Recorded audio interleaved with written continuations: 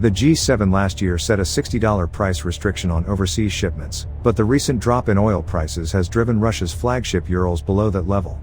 Maybe there's cause for celebration among the G7.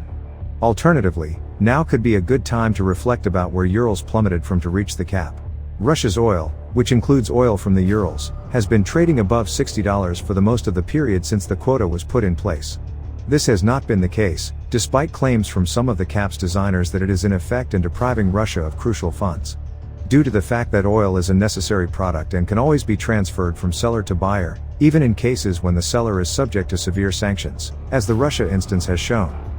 In a recent editorial on sanctions, FT columnist and former trade editor Alan Beattie pointed out that supply networks are nimble, sometimes even illegally so, and end users have discovered alternatives. Governments cannot control global demand sufficiently to stifle trade. In fact, sanctions seldom accomplish the objectives for which they were imposed, as the dubious effectiveness of US sanctions against Iran, Venezuela, and now Russia, as well as more extensive Western sanctions against Russia, have demonstrated. Russia is still fighting the Ukraine, there has been no government change in either Venezuela or Iran, and oil continues to flow from all three of these nations. To be honest, since US sanctions were imposed, oil flows from Venezuela and Iran have significantly decreased. Yet, as US exports have climbed significantly, both nations have recently witnessed an upsurge in shipments overseas, demonstrating the necessity of all oil. However, given the severity of the sanctions from the US and the EU, the issue of Russia is particularly relevant. Although the campaign did not go so far as to target its oil exports with the intention of completely eliminating them, the stated aim has not been met even with the price cap. This was done to maintain Russian oil exports while reducing income. This week, Bloomberg reported that Russia is now earning more money from oil exports than it was prior to the invasion of Ukraine. This has been going on for months, according to central bank data referenced in another study from November. But this was not always the case. Russia has suffered income losses of €34 billion, $37 billion, as a result of the EU oil embargo and price cap, according to a new analysis by the Finland-based NGO Center for Research on Energy and Clean Air, which monitors Russian energy exports. The CRE regretfully notes that, despite the figure's seeming significance, it only amounts to a 14% drop in revenue, adding, that impact though is far short of what could have been achieved. Not only are revenues not sufficiently harmed, but the economy as a whole has been able to withstand the majority of the negative consequences of the sanctions. Once again, according to Bloomberg, Russia's GDP growth increased by 5.5% in the third quarter of the year, building on the already outstanding 4.9% growth seen in the second quarter. Germany was going into a recession as the Eurozone struggled to maintain positive GDP growth. The question of who is more negatively impacted by the sanctions, the target or the enforcers, is undoubtedly raised by this situation. The question is rather taboo because the answer seems very distasteful, at least in the context of the EU.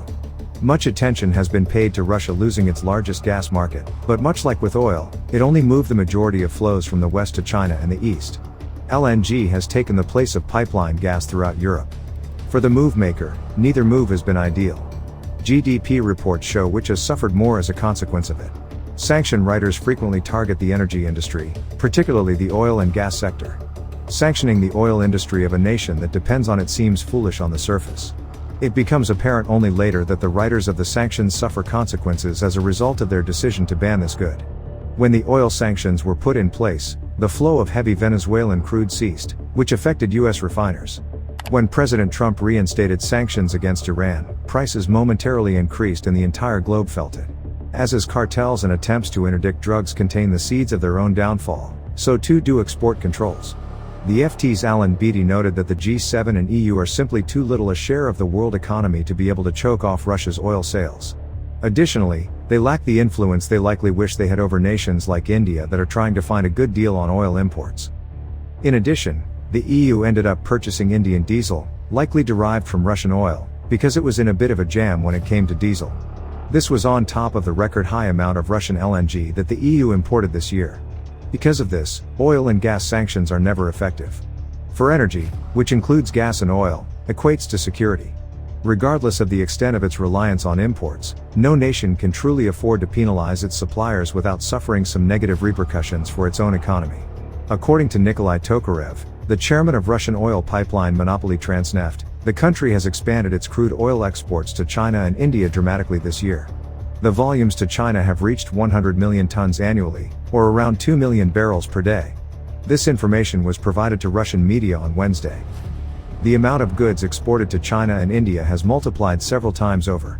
In an interview with state broadcaster Rossiya 24, Tokarev stated, "I can say that about 70 million tons of oil were supplied to India this year, while about 100 million tons of oil went to China," according to the Russian news agency Interfax.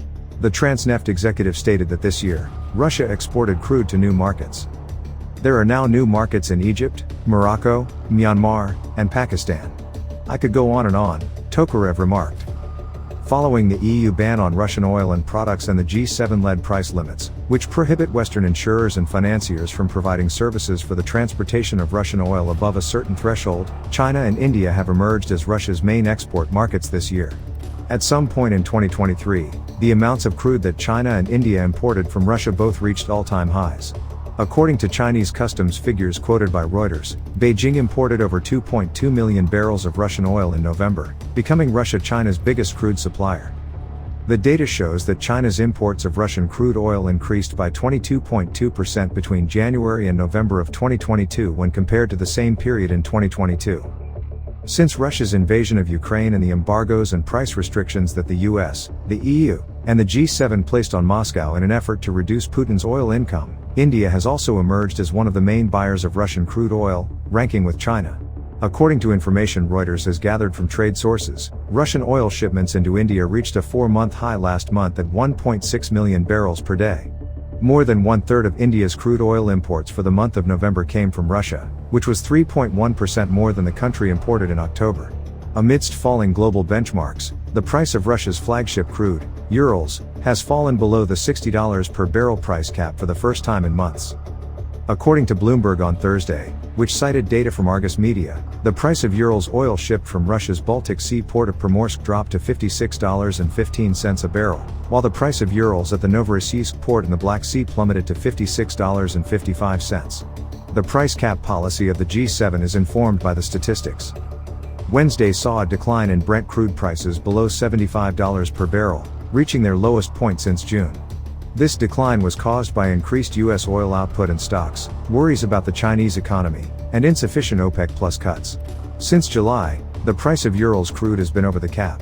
There have been tidings that the West is thinking about enforcing sanctions more strictly against those who violate the price cap on Russian oil, which has nearly never traded below the $60 per barrel ceiling. Urals is currently trading below the price cap due to the recent collapse in the oil market. The average price of uranium decreased from October to November, but it was still much higher than the $60 per barrel Western price cap, according to figures released last week by Russia's finance ministry. Data show that the average price of the Urals grade was $72.84 per barrel last month, up from $81.52 per barrel in October but still higher than the average price of $66.47 per barrel in November 2022. Russia's largest oil and gas exporters saw a 41% decline in total revenues between January and September compared to the same period last year, owing to lower exports and commodity prices, the country's central bank said in a financial stability review on Thursday, despite the Urals prices remaining above the price cap. The percentage of Chinese yuan used to pay for Russia's gas and oil exports increased from 13% in January to 35% in September during the first 9 months of the year. According to the Bank of Russia, 39% of exports are still denominated in Russian rubles, which is still a substantial percentage. And that's it. If you want to continue to learn about business investing and financial education, we have got this video waiting on the screen for you to check out. Don't forget to give this video a like and subscribe for more videos like this. Thank you so much for watching and I'll see you in the next one.